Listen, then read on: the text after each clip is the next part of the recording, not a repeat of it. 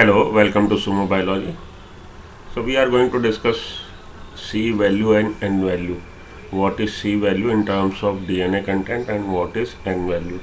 देखिए cell division से ये आपका सेक्शन है और सेल डिवीजन जब हम लोग प्रॉपर सेल डिवीजन पढ़ेंगे तब पूरी डिटेल में पढ़ेंगे, लेकिन हम लोग यहाँ से चालू करते हैं और देखिए यहाँ पे आएगा जिक्र C वैल्यू और N वैल्यू का, C value and N value.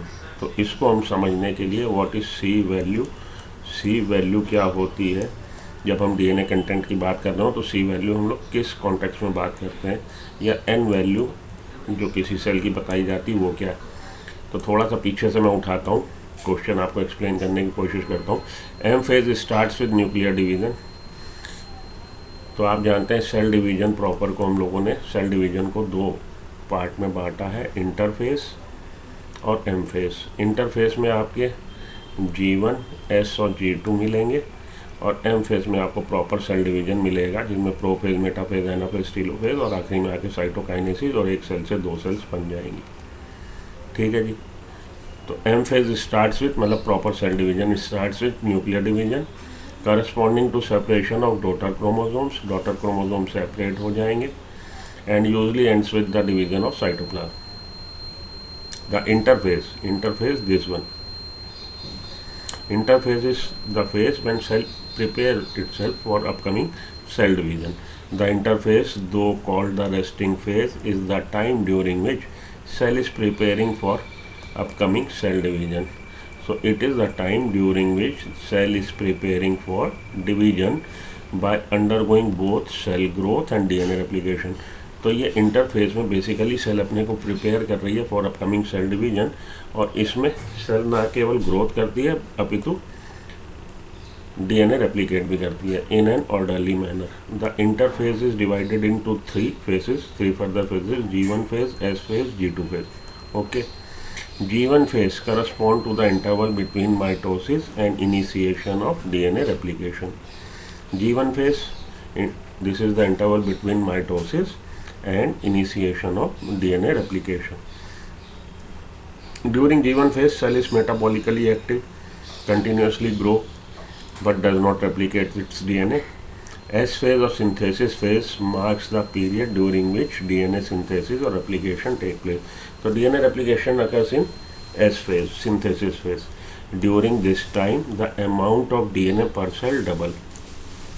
तो ये वो फेज़ है जब अमाउंट डीएनए का डबल हो जाएगा सेल में। तो मानिए 10 किलो डीएनए था सपोज, या 10 ग्राम था या 10 मिलीग्राम था, जो भी था, वो अमाउंट डबल हो जाएगा। If the initial amount of DNA is denoted as 2C, then it increases to 4C। तो डबल हो गया, 2C अगर इनिशियल था तो 2 टाइम्स कर लीजिए, 4C हो गया। However there is no increase in chromosome number, लेकिन क्रोमोसोम नंबर नहीं बढ़ा। If the cell had diploid number 2N और number of chromosome at G1, तो सेल का अगर डिप्लॉयड सेल थी उसका नंबर उसमें 2N था। अब देखिए 2C क्या था और 2N क्या था, यहाँ पे बच्चा कंफ्यूज होता है, यही मैं आपको हाईलाइट करना चाहता हूँ। तो ठीक है, if the cell had diploid number or 2N number of chromosome at G1, even after S phase the number of chromosome remain the same. ठीक है जी, ये आपका दे रखा है, इसको मैं डिटेल में आपको समझाने की कोशिश करता हूँ। यही आज का हमारा लेक्चर का टॉपिक है कि सी और एन वैल्यू क्या है। इसके आगे फिर देखिए, एक उसने आपको इमेजिनरी दी है question, you have studied mitosis in onion root tip cell.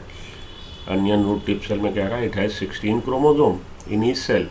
Can you tell how many chromosome will the cell have at G1? G1 phase में कितने क्रोमोसोम है, आफ्टर S फेज कितने क्रोमोसोम है, एंड आफ्टर M फेज कितने chromosome है। ठीक, also what will be the DNA content of cell at G1 phase, after S phase and at G2 phase if the content after M phase is 2C। तो इसको हम लोग detail में पढ़ते हैं। इसके लिए मैंने आपकी आज की ये बनाई है प्रेजेंटेशन।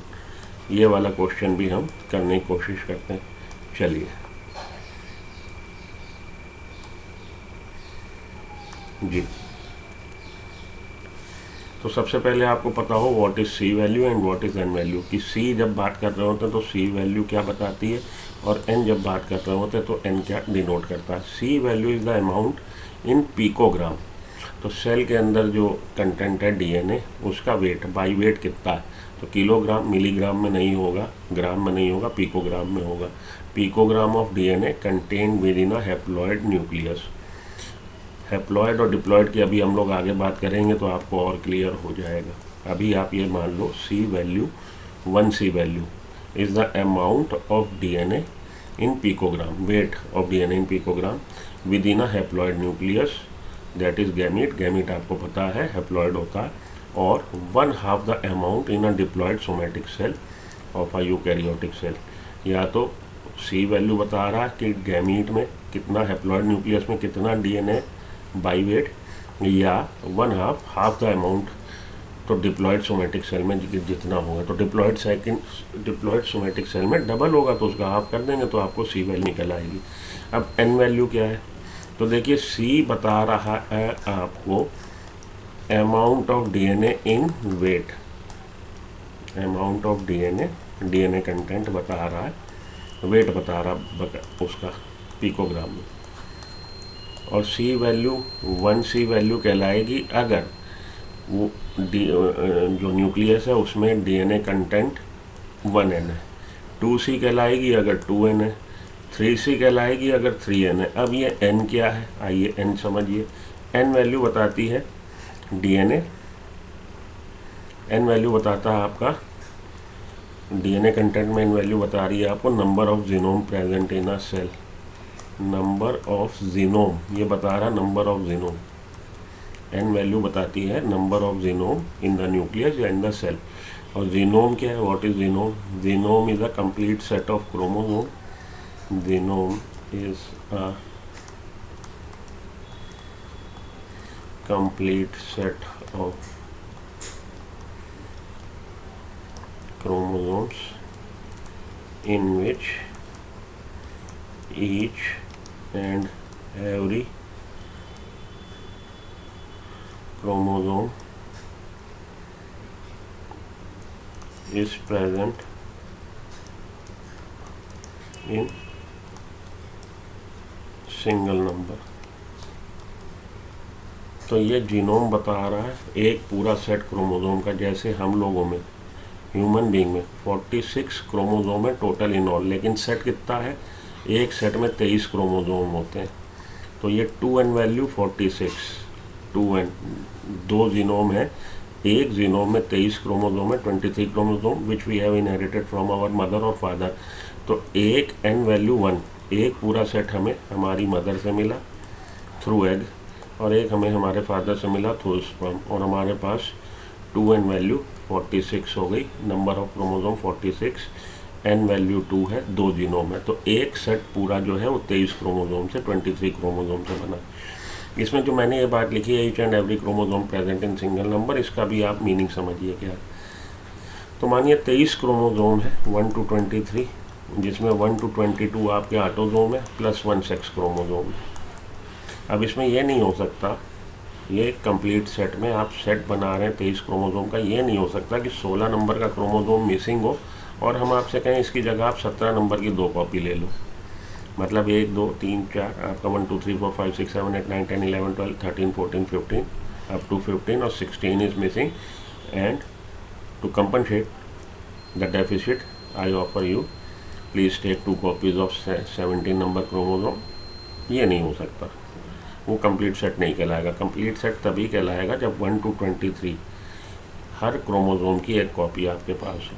ठीक है, तो ये हो जाएगा आपका N वैल्यू 1 जीनोम, और 1 जीनोम में 23 नंबर ऑफ क्रोमोसोम। ये स्पीसीज से डिपेंड करता है। जैसे अनियन में ये 1 जीनोम 8 क्रोमोसोम से कंप्लीट हो रहा है, ड्रोसोफिला में 4 क्रोमोसोम से कंप्लीट हो रहा है, एप्स में 24 क्रोमोसोम से। तो हैप्लॉइड नंबर जिसको हम लोग बोलते हैं, वो सेल जिसमें सिंगल जीनोम हो उसको हम लोग बोलते हैं हैप्लॉइड सेल, और वो सेल जिसमें 2 जीनोम हो उसको बोलते हैं डिप्लॉइड सेल। वो सेल जिसके न्यूक्लियस में N वैल्यू 3 है तो हम लोग उसको बोलेंगे triploid. If N value is 4 then it is called tetraploid, 5 पेंटाप्लॉइड।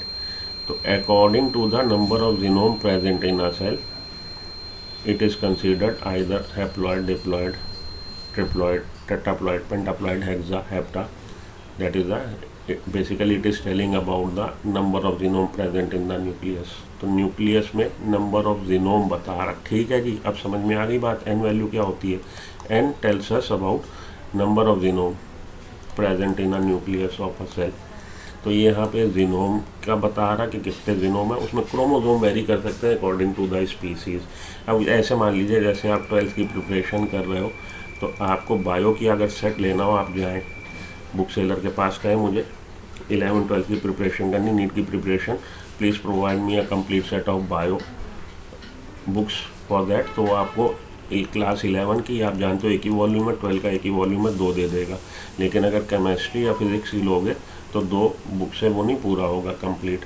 उसको आपको जितनी बुक्स है आपकी उतनी देनी पड़ेंगी, तब सेट कंप्लीट होगा। तो कहने को तो पूरा कंप्लीट सेट है, लेकिन उसमें बुक्स का नंबर अलग अलग सब्जेक्ट के हिसाब से अलग अलग है। ठीक है, अब सी वैल्यू भी आपको क्लियर हो गई होगी, एन वैल्यू भी।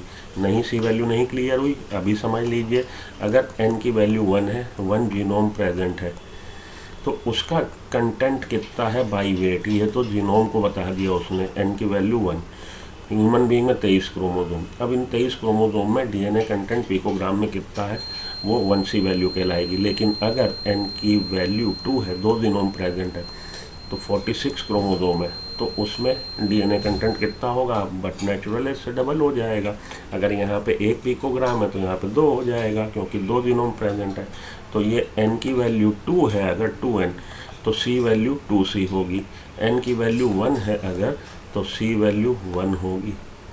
ठीक है जी, एन की वैल्यू 1, 1 जीनोम का डीएनए कंटेंट कितना, तो लीजिए आप, वो जितना अमाउंट आएगा वो 1C वैल्यू को बताएगा। इफ़ एन की वैल्यू 2 है, तो आप डीएनए को जब आप कंटेंट को वे करेंगे, तो जितना उसका वेट आएगा वो उसको 2C वैल्यू कहलाएगी। क्लियर? तो एन वैल्यू भी क्लियर और सी वैल्यू भी क्लियर। अब आप बात समझो, जब सेल इंटरफेस में एंटर होती है, तो मानिए हैप्लॉइड सेल है, तो उसमें कंटेंट कितना होगा? 1C, और एन वैल्यू कितनी होगी? 1n।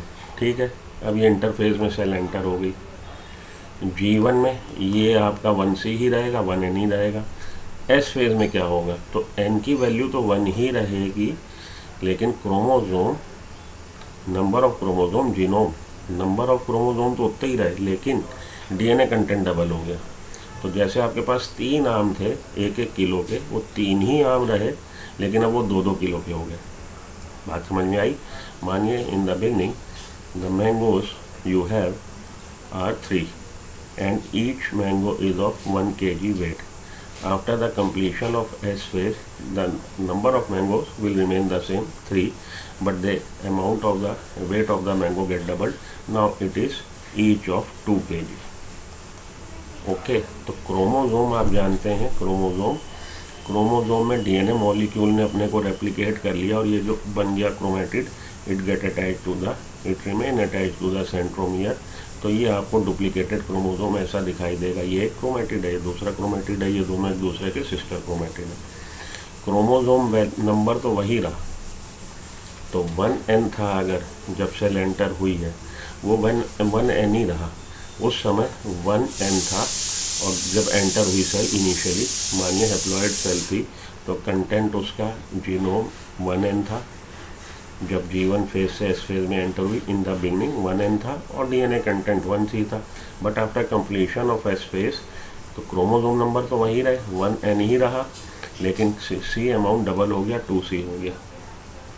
ठीक है जी, और ये G2 में भी वही रहेगा। हाँ, M फेज जब ये कंप्लीट हो जाएगा, तो M फेज में आप जानते हो क्या होगा, ये स्प्लिट कर जाएगा, और वापस ये अपना ओरिजिनल कंटेंट वो उस पर आ जाएगा।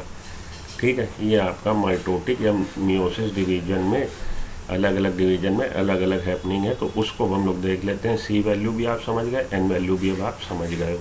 चलिए आगे चलें। अब यहाँ पे इसने जो आपको क्वेश्चन दिया आपकी एनसीईआरटी में, उसी को मैंने यहाँ पे कॉपी कर लिया है, और उसी का मैं डिस्कशन करता हूँ। ठीक है जी, चलिए। ये जो क्वेश्चन आपका पेज नंबर कहाँ पे है, ये है हमारा क्वेश्चन। इसी को मैंने उधर कॉपी करके आपको समझाने के लिए उधर 164 पेज पे है, तो आप अपनी बुक की 164 पेज पे क्वेश्चन देख सकते हैं, उसका सोल्यूशन देख लीजिए। You have studied mitotic division in onion root tip cell, it has 16 chromosome in each cell. तो ये सोमैटिक सेल है, सोमैटिक सेल ये एंटर होने जा रही माइटोटिक डिवीजन में। तो पूछ रहा है जी, can you tell how many chromosomes will the cell have after G1 phase, S phase and after M phase. तो सोमैटिक सेल 16 नंबर क्रोमोसोम है, N की वैल्यू 2 है, 2 जीनोम है, 8 क्रोमोसोम के एक जीनोम, 16 क्रोमोसोम है उसके पास, it has 16 chromosome in each cell. Can you tell how many chromosome will the cell have after at G1 में ये 16 क्रोमोसोम के साथ एंटर हुआ, 16 ही रहेंगे। एस फेज में डीएनए कंटेंट तो डबल हो गया, ये अभी क्रोमोसोम ऐसा है इनिशियली।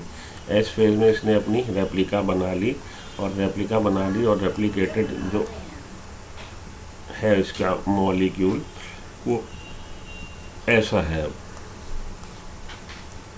ठीक है जी, रेप्लिका इसने बना ली। तो क्रोमोसोम नंबर तो वही रहा, 16 ही रहा, लेकिन कंटेंट जो है एन की वैल्यू यहाँ पे, एन की वैल्यू 2 थी, सी की वैल्यू 2 थी। एस फेज में इसने डुप्लीकेट हो गया, एन की वैल्यू 2 ही रही लेकिन सी वैल्यू 4 हो गई। और G2 में कितना रहेगा, G2 में उतना ही रहेगा, एन की वैल्यू 2 और सी की वैल्यू 4। एम फेज में आप जानते हो, एम फेज में प्रोफेज, मेटाफेज, एनाफेज। एनाफेज में डुप्लीकेटेड क्रोमोसोम माइटोटिक डिवीजन में, माइटोटिक डिवीजन के एन फेज में ये बीच में से स्प्लिट हो जाएगा सेंट्रोमियर, और half of the chromosome that is chromatid moves to the pole of its side and half of the chromosome that is chromatin move to the pole of its own side। तो ये बीच में से half होके दोनों पोल पे चला गया, telophase हो गया, उसके बाद साइटोकाइनेसिस हुआ। तो ये जो क्रोमेटिड हमारा था ये अब फ्यूचर की सेल का पूरा क्रोमोसोम है।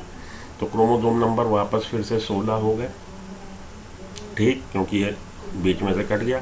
आपके पास एक आम था 1 किलो का, आपने पहले उसको 2 किलो का किया, डबल कर लिया, फिर बीच में से काट के आधा राम को दे दिया, आधा शाम को दे दिया। तो नंबर ऑफ क्रोमोसोम तो 16 ही रहे डॉटर सेल में, और अमाउंट भी वापस जो इनिशियली था रीस्टोर हो गया, क्योंकि हम पहले ही, जब मुझे पता था मेरे पास 100 रुपये हैं और मुझे 2 बच्चों में बांट देने, तो मैंने पहले ही उसको डबल कर लिया था, 200 कर लिया था। अब जब 2 बच्चों में बांटे तो उनके पास 100 रुपये चले गए, डीएनए कंटेंट डबल हो गया था। और नंबर, क्योंकि आपने 100 का नोट था आपके पास, उसको आपने 200 में बनाया और फाड़ के आधा आधा दे दिया, तो नंबर भी 16 रहे। डॉटर सेल में क्रोमोसोम नंबर 16 रहेगा और डीएनए कंटेंट भी इक्वल टू पेरेंटल सेल के रहेगा। पेरेंटल सेल में कितना था जब उसने एंटर किया है, फिर से देख लीजिए, यहाँ पे बनाता हूँ G1, S और G2 में जब सेल एंटर हुई है G1 में, at that time chromosome number is 16, that is 2N, and wait of DNA content that was 2C। तो ये हमारा इनिशियली था G1 में। एस फेज में ये तो 2N ही रहे क्रोमोसोम, लेकिन ये 4C हो गया एस फेज में, तो ये G1, ये एस फेज। G2 में यही रहेगा 2N और 4C। एम फेज में क्या हुआ, एम फेज में ये जो हमारा क्रोमोसोम इनिशियली ऐसा था, डुप्लीकेट के बाद ऐसा हो गया, ये बीच में से कट गया, आधा इधर आधा इधर, आधा इस डॉटर सेल को आधा इस डॉटर सेल को। तो एम फेज के कंप्लीशन के बाद 16 आ जाएंगे क्रोमोसोम डॉटर सेल में, और डीएनए कंटेंट वापस फिर से 4C था, 2 जगह बढ़ गया, 2C हो गया। तो इनिशियली जहाँ से हम चले थे 16 number of chromosome and 2C value, उसको आप 20 पिकोग्राम या जो भी मान लीजिए, वापस वो रिस्टोर हो गई। ये हमारा माइटोटिक का है, ठीक है जी। अगर ये मियोसिस डिवीजन होता तो क्या हो रहा होता, ये तो माइटोटिक डिवीजन का आपसे पूछा गया, अब उसको समझ लेते हैं हम लोग। अनियन है 16 क्रोमोसोम इन ईच सेल, भले सोमैटिक सेल हो भले जर्म मदर सेल हो, मतलब जो गैमीट को बनाती है।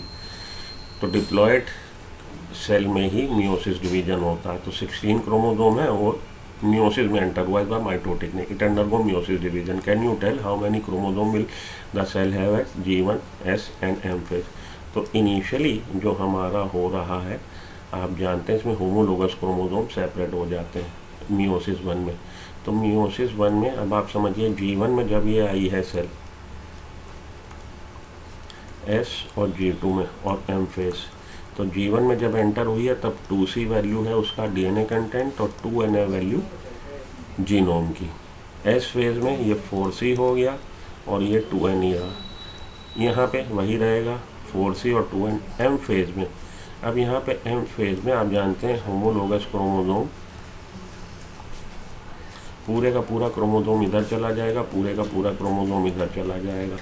तो अब ये जो 2N था ये हो जाएगा eight the end of M phase, आखिरी में आके N हो जाएगा वैल्यू, और ये 4C दो जगह बट गया 2C हो गया।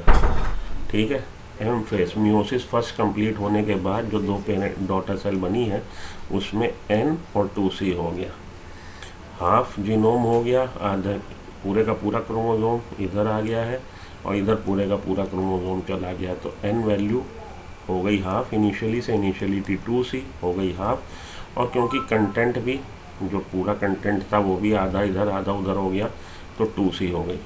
ठीक है जी, अब ये एंटर होगा मियोसिस 2 में, और मियोसिस 2 में क्या होगा, मियोसिस 2 में ये क्रोमोसोम डुप्लीकेटेड क्रोमोसोम स्प्लिट हो जाएगा।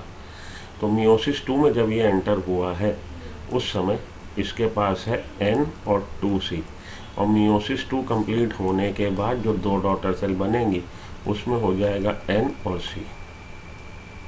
ठीक, ये लिख लीजिएगा आप। नहीं समझ में आया तो चलिए आपको मैं एक बताता हूँ, अभी समझाता हूँ, 1 मिनट होल्ड करिए।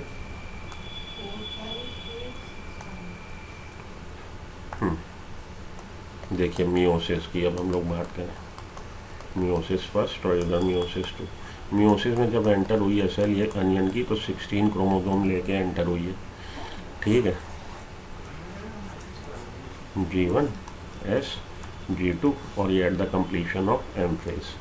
तो G1 में इसके पास 16 क्रोमोसोम मतलब 2N और 2C, इधर पहुंचा S में वो 2N ही रहे, ये कंटेंट 4C हो गया। G2 में 2N ही रहा, 4C ही रहा। After completion of M phase ये अब eight the end of M phase N हो गई वैल्यू, क्योंकि होमोलोगस क्रोमोसोम अपोजिट पोल पर चले जाते हैं, तो N हो गई वैल्यू, और ये 4C था ये हो गया 2C। भाई जब ये M में आई है तो इसके पास 16 क्रोमोसोम ऐसे हैं, इन 16 क्रोमोसोम का जो DNA कंटेंट है वो 4C है। अब वो आधे क्रोमोसोम एक डॉटर सेल के पास, आधे के पास, तो N की वैल्यू 2 थी वो 1 हो गई, 8 क्रोमोसोम आए।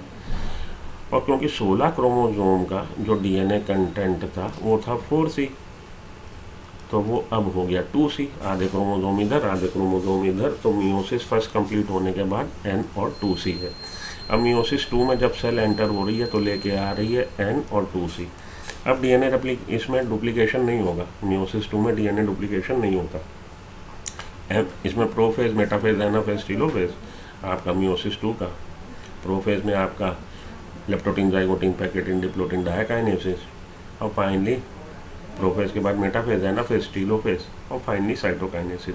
तो सेल जब लेके आई है N और 2C, इस बार क्या होगा, ये क्रोमोसोम यहाँ पे मेटाफेज प्लेट पे अरेंज होंगे और ये डुप्लीकेटेड क्रोमोसोम स्प्लिट होगा सेंट्रोमियर, आधा इधर आधा इधर।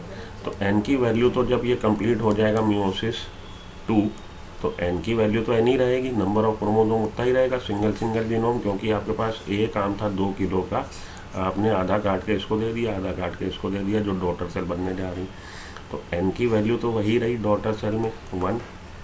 ठीक, ये 16 क्रोमोसोम थे, डुप्लीकेटेड थे, कट गए बीच से, आधा इधर आधा इधर, तो 16 दोनों में पहुंच गया। लेकिन ये 2C अमाउंट जो था, क्योंकि ये हाफ हो गया है, आधा इधर आधा उधर, तो ये C की वैल्यू हो गई है 1। ठीक है जी। तो at the end of meiosis the 4 daughter cell that get formed, they contain genome, 1 genome, and C value is 1, N1 C1। ये हो गई आपकी कहानी पूरी।